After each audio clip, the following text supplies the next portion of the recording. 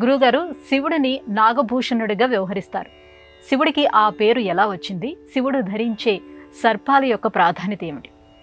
చంద్రోద్భాసిత శేఖరే స్మరహరే గంగాధరే శంకరే సర్పైర్భూషిత కంఠకర్ణ వివరే నేత్రోత్థవైశ్వానరే దంతిత్వకృత సుందరాంబరధరే త్రైలోక్యసారే హరే మోక్షార్థం కురు చిత్తవృత్తిమమలాం అన్యైస్తు కిం కర్మభిః. శివుడు పాములను ఆభరణంగా చేసుకుని సంచరిస్తూ ఉంటాడు. చిహ్నము కాళము.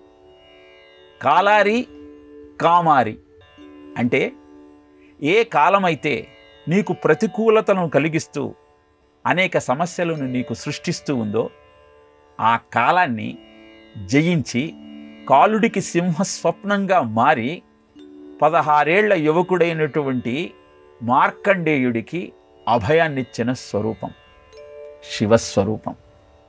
ఇక మన్మధుణ్ణి దగ్ధం చేసి కామారిగా కీర్తిని సంపాదించుకున్నాడు సదాశివుడు.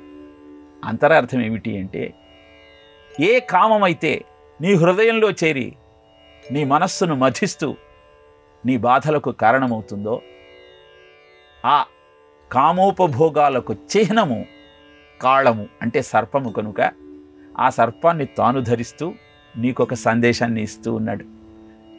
నన్ను ఆశ్రయించినట్టయితే ఈ విషయ భోగాల పట్ల అనాసక్తి, ప్రాపంచిక సుఖాల పట్ల వైరాగ్యము కలిగి నిజమైన శాశ్వతమైన సత్యమైన ఆనందమేమిటో నువ్వు తెలుసుకోగలుగుతావు అన్న నిజాన్ని నీకు తెలియజేస్తూ ఉన్నాడు.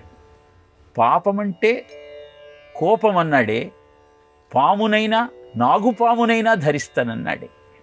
నీవు కాలంలో ప్రతికల్లో కూడా లేకుండా జీవనం కొనసాగించాలి అంటే సత్యవంతమైన జీవితాన్ని గడపాలి. అది శివుడికి చాలా ఇష్టం. అలా నువ్వు చేయగలిగితే పామునైనా నేను ధరిస్తాను అంటే ఎలాంటి ప్రతికూల పరిస్థితిలోనైనా సరే జీవనాన్ని తదనుగుణంగా నడుపుకునేటువంటి ఆలోచనను నీకు కలుగజేస్తాను అని పామును ధరించటంలోని ఆంతర్యాన్ని ఆయన మనకు తెలియజేస్తున్నాడు. మేలైన నగలెన్నో కోరుదామంటే పాములన్నీయును నీ వంటి నిండే.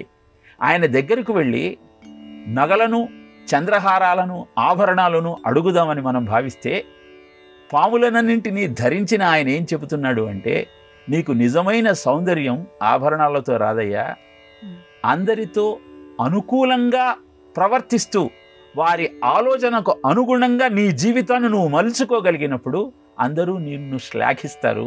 అదే నీకు నిజమైన ఆభరణం అన్న సత్యాన్ని పామును ధరించి మరీ మనకు తెలియజేస్తూ ఉన్నాడు.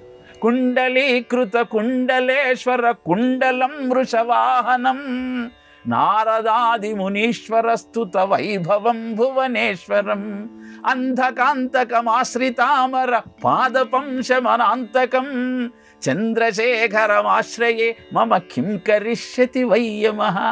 అలాంటి పాములనన్నింటినీ ధరించి నారదాది మునులందరి చేత కీర్తింపబడుతూ అంధకాసురుణ్ణి కూడా అంతం చేసినటువంటి ఆ శివుణ్ణి నేను ఆశ్రయించాను, నాకు ఇంకేం భయం యముడంటే అని 16 ఏళ్ల బాలుడు చెప్పగలుగుతున్నప్పుడు ఇంత వయస్సు వచ్చి మనం ఎందుకని నాగాభరణుడి యొక్క మాహాత్యాన్ని గుర్తించలేకపోతున్నాం అంటే దానికి కారణం ఆయన మాయే.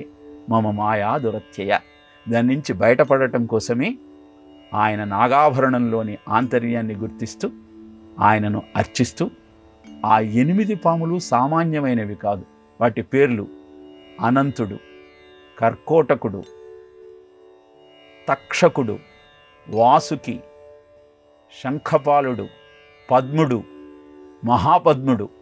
ఇలా తక్షకుడు అంటే పరీక్షిత్తు మహారాజును కాటు వేయటానికి బ్రాహ్మణ శాపం కారణంగా ఉద్యుక్తుడైనటువంటి దైవీ సర్పం. ఓడక వింటి కోపమున మహోరగమున్ గొనువచ్చి వారు మాటాడకయున్న మజ్జనకుని హంసతలంబుపై పెట్టి దుర్మద కీడ చరించు రాజు హరకేశవులడ్డునైన చచ్చుపో 7వ నాడు తక్షక ఫణీంద్ర విషానల హేతి సంహతిన్ అని శృంగి శపిస్తాడు. ఆ తక్షకుడనే పాముకాటుకు గురి అయి పరీక్షిత్తు మరణిస్తాడు. అలానే మంథానం మంధరం కృత్వా నేత్రం కృత్వాతు వాసుకి అని భాగవతం చెబుతుంది. సముద్ర మథనాన్ని చేసేటప్పుడు మంధర పర్వతాన్ని కవ్వంగా చేసుకొని వాసుకుని కవ్వపు తాడుగా చేసుకొని సముద్ర మథనం చేసి అమృతాన్ని పొందుతారు దేవతలు. సర్పాణామస్మి వాసుకి అంటారు పరమాత్మ భగవద్గీతలో. ఇలా ఒక్కొక్క సర్పము దైవీ శక్తి కలిగినది. వాటన్నింటినీ తన ఆధీనంలో ఉంచుకొని ఆ నాగభూషణుణ్ణి అర్చించే వారికి అద్భుతమైనటువంటి ఉన్నతమైన స్థాయిని అందించటమే శివ చైతన్యంలోని మాహాత్మ్యం. దాన్ని గుర్తిద్దాం, ఆ నాగాభరణుడి యొక్క మహిమను తెలుసుకుందాం, జీవితాన్ని శివతత్వంతో శివ చైతన్యంతో ముందుకు సాగించే ప్రయత్నం చేద్దాం.